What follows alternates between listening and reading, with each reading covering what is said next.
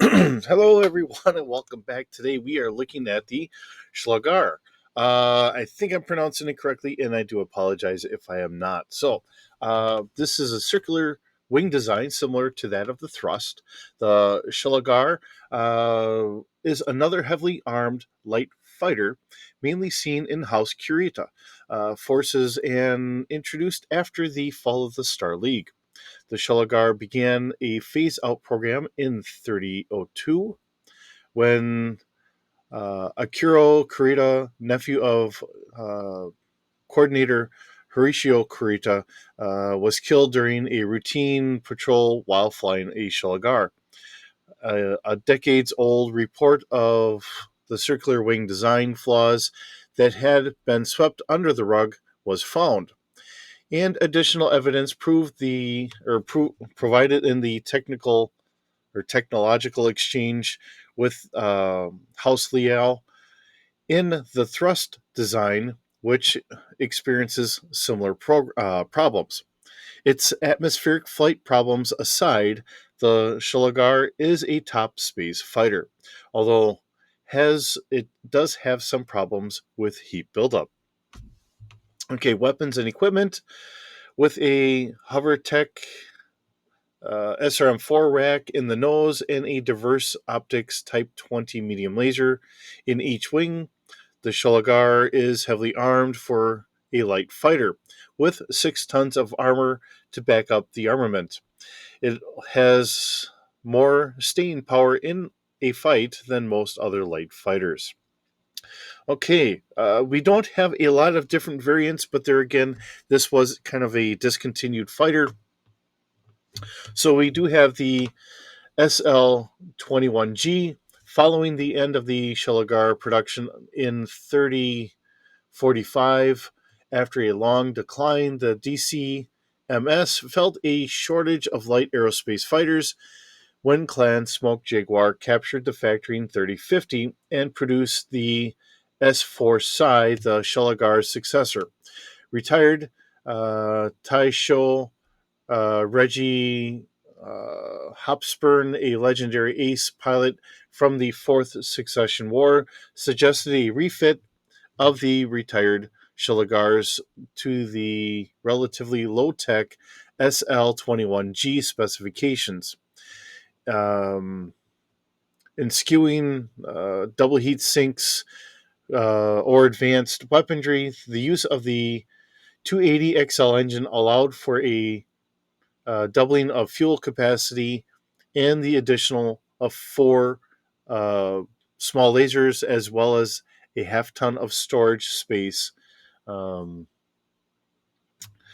let's see, we have the 21L. This variant replaces the SRM4 with 2 more medium lasers in the nose, thus further adds to the heat problems, but gives the Sholagar a stronger punch with no ammo dependence. We have the 22. This variant uses the XL engine and replaces the standard armor with 6.5 tons of ferro aluminum. The medium lasers have been upgraded to ER medium laser variants, and the SRM4 launcher is replaced by a MLM7 rack.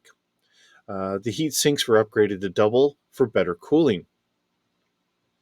And then last but not least, we have the 27X. This variant uses experimental technology to improve combat performance, mounting an XXL engine to provide thrust.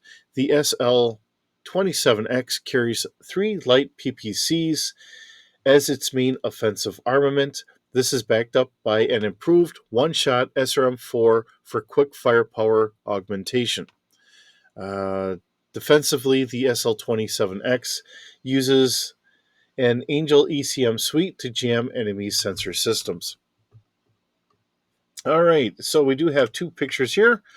This is the original one that we would have seen in 3025, and then just a slightly updated version of it, getting rid of the backening and kind of darkening in some of these spots here. All right, so with that being said, let's get into our D6 stats and see what we have here today. Okay, so as we look at the uh, Sholagar SL-21, okay, so starfighter scale, crew of one, passengers none, cargo capacity still at 45, and cover is full. Now, these are all holdovers that we've been using from all the other kind of tech sheets and all that stuff, or spec sheets, either way, from all the other vehicles that we've been doing. We do have a cost of 2,052,353 C bills. Um, I still have not come up with a good way of really telling. I can always go off on the fly and say what kind of maneuverability I think some of these probably should have, or whatever else.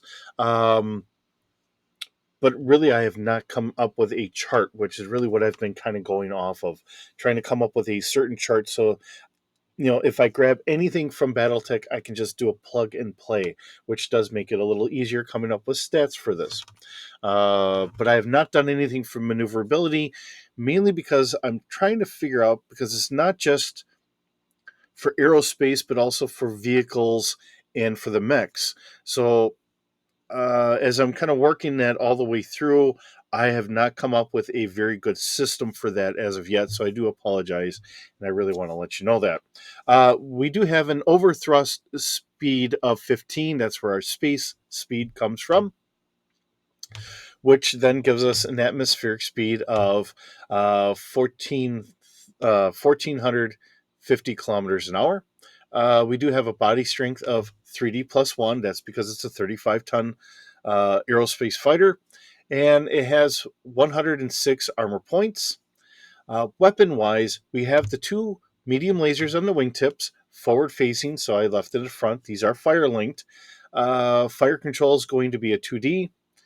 And our damage would be, and I think I goofed up on this one because it should be a 60, only because I was looking at the chart and then I realized I already had medium lasers there. So whatever I had done prior, I kind of goofed up on when I was going through doing all that. So that's on me. All right, and then we also have an SRM-4 in the nose. This is going to be Walker scale for the uh, oh, that's why I left it. Okay. All right. Well, I guess it makes sense now. Because I have a starfighter scale, keeping everything all. I'm not paying attention to the scale. That's because starfighter scale, it's going to be now 2D less in damage, because when we start hitting other battle mechs or whatever, it will go up to the 6D. But okay, so I'm not comprehending here this morning the scale difference, which is where I'm messing myself up. Okay, our SRM-4 being at Walker scale, a fire control of 2D, is going to have roughly about a 7D um, damage, because if you're firing all four of them, but always leaving it in here. Depending on how you want to play it, if you want to play it that you're launching one missile at a time, it would be 4D for the first missile and 1D for each additional missile if you were, say, shooting 2 or 3 or what have you. So just wanting to kind of keep that in there depending on how you want to play that. So with that being said, thank you so very much for joining me today. It's always wonderful having you here with me. Hope you're having a wonderful day, and I will see you in the next video.